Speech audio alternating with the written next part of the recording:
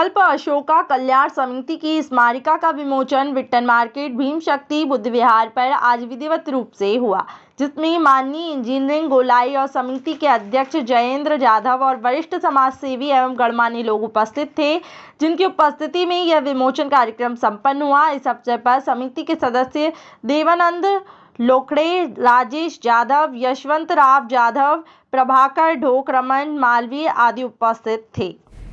ऐसे सब लोग देखने चाहिए। सब लोग देखने चाहिए। सब लोग देखने चाहिए। ठीक है, भले पीछे से ले लो, एक भी नहीं छूटना चाहिए। काका थोड़े से इधर हो जाओ अपने साइड में। कहाँ अध्यक्ष जी कहाँ गए हैं?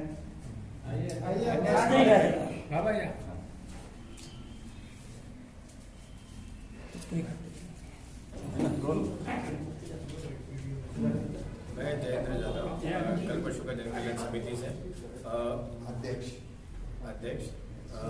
जैसा कि आप सभी को पता है कि 25 दिसंबर, 26 दिसंबर, 27 दिसंबर हम लोगों ने ऑनलाइन परिचय कोविड-19 के ध्यान में रखते हुए किया था, ताकि सबकी सेफ्टी बहुत ज़रूरी थी उसमें, और हमें अपेक्षा से ज़्यादा उसमें सफलता प्राप्त हुई, सहायता प्राप्त हुई।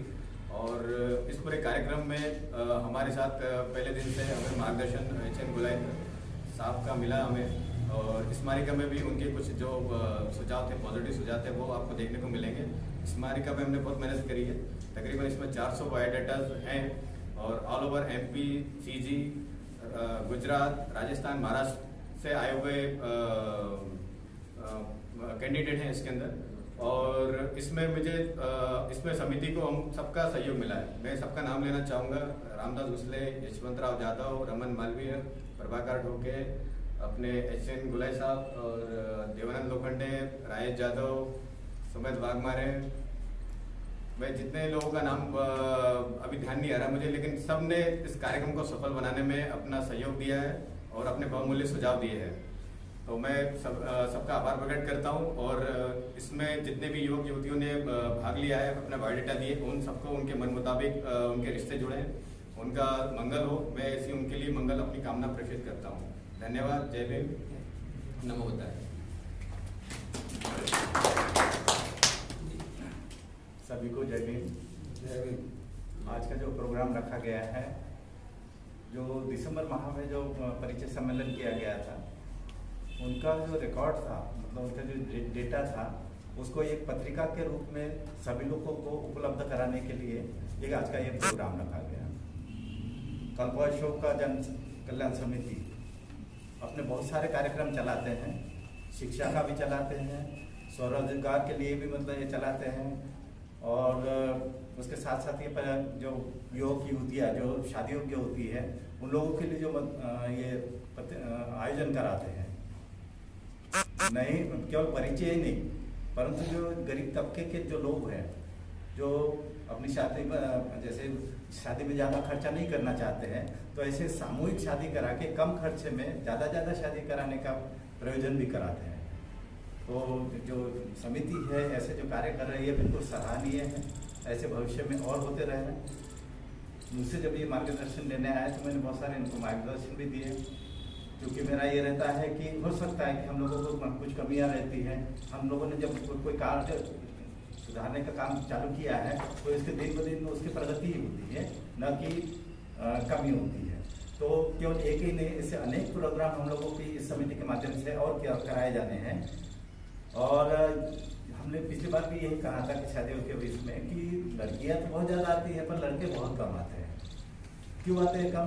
उसका कारण यह है कि लड़की यदि पढ़ी लिखी हो, ना हो या जॉब में हो, तब भी वो शादी के लिए उम्मीदवार होती है, परंतु लड़के का ऐसा नहीं है। हमारे यहाँ क्या है, लड़की लड़के के घर जाती है, तो कभी भी कोई भी लड़की जब किसी पुरुष के यहाँ जाएगी तो उसमें ये कहा जाता है कि भाई वो लड़का कमाता क्या है, वो अपनी आजीविका कहाँ से लेता है। जब तक वो अपने पैरों पर खड़ा नहीं हो जाता है या कुछ कमाता नहीं है, तब तक वो शादी नहीं करता। पर ऐसा नहीं है। हमारे यहाँ क्या हुआ कि जितने लड़के हैं, मान लो 100 लड़के हैं, तो लड़कियाँ 95 ही है, मतलब 5 कम है, फिर भी लड़कियाँ ज़्यादा आते हैं और लड़के कम। तो ऐसा क्या कारण है कि लड़के नहीं आ पाते हैं? उसका कारण यही है कि उनको जॉब नहीं मिल रहा। सरकारी हम लोग ये समझते हैं कि हम लोगों ने क्या कर दिया कि जैसे पढ़ाई कर ली तो पहले से हमें ये बता दिया जाता है कि आप जैसी पढ़ोगे आप सरकारी नौकरी मिल जाएगी, पर सरकारी नौकरी नहीं मिल पाती। ऐसे वक्त ये होता है कि वो बेचारे की जो लड़का होता है वो शादी हो गया तो हो ही जाता है, उसके बाद वो एज बार हो जाता है, 35 का हो जाता है, 36 का हो जाएगा, यहाँ तक कि ऐसे लड़के मिलेंगे आपको 40 के ऊपर के भी मिलेंगे। पर ऐसे लोगों को भी क्या जीवन यदि एक बार मिला तो उसको तो शादी तो करना ही है, तो फिर ऐसा क्या करें। तो जादव जी मेरे पास आए थे तो उनकी ये समस्या थी, तो उनको मैंने यही बताया कि ऐसे जितने भी बच्चे होंगे, चाहे वो कुछ भी नहीं काम कर रहे हो, पढ़े लिखे हो तो भी, ना पढ़े लिखे हो तो भी, आप मेरे पास ले आइए। मैं आपको ऐसी मतलब योजनाएं बताऊंगा कि वो कम से कम महीने के 30 से लेकर 35,000 रुपये कमा सकता है। और हर व्यक्ति मेरे पास ना आए तो वो जो इस समिति के माध्यम से आए, ऐसे जो बेरोजगार लड़के वो पहले समिति के पास आ जाए, समिति वाले पहले एक बार उनको मतलब देख ले कि हाँ ये लड़का ठीक ठाक है, तो समिति के माध्यम से मेरे पास आ जाए। मेरा यहाँ कोलार रोड पे 32-33 शिल्पी में एक कार्यालय खोल रखा है, तो जो भी बच्चे आएंगे तो उनको जितनी जो सलाह है देना है तो मैं सारी सलाह दूंगा।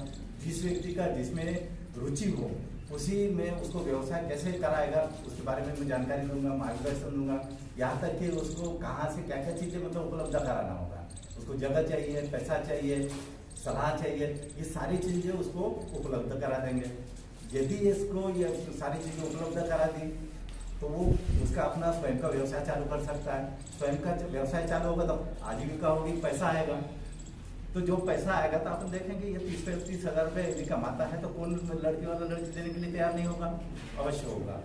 अच्छा, जो लड़की आएगी तो उसको भी हम ये बता सकते हैं कि भैया जब आपका मतलब पति अगर ये काम कर रहा है तो आपका जो आपको भी उसको सहयोग देना है, तो वो भी उसमें हाथ बाहर लगा है। तो यदि वो 30-35 हज़ार कमाता है तो लड़कियों को भी ऐसा मतलब रोजगार बताएंगे कि वो भी 10-15 हज़ार उसको सपोर्ट कर लें। तो एक परिवार के लिए 30-35 या 40 हज़ार है तो बड़ा आसानी से मतलब जीवन चल सकता है। तो इसके लिए हम लोगों ने है और आज मतलब ये हम लोगों ने प्रोग्राम रखा बहुत ही सराहनीय है। हम तो यही चाहेंगे कि दिन चौगुनी मैं इनके साथ हूँ और हमेशा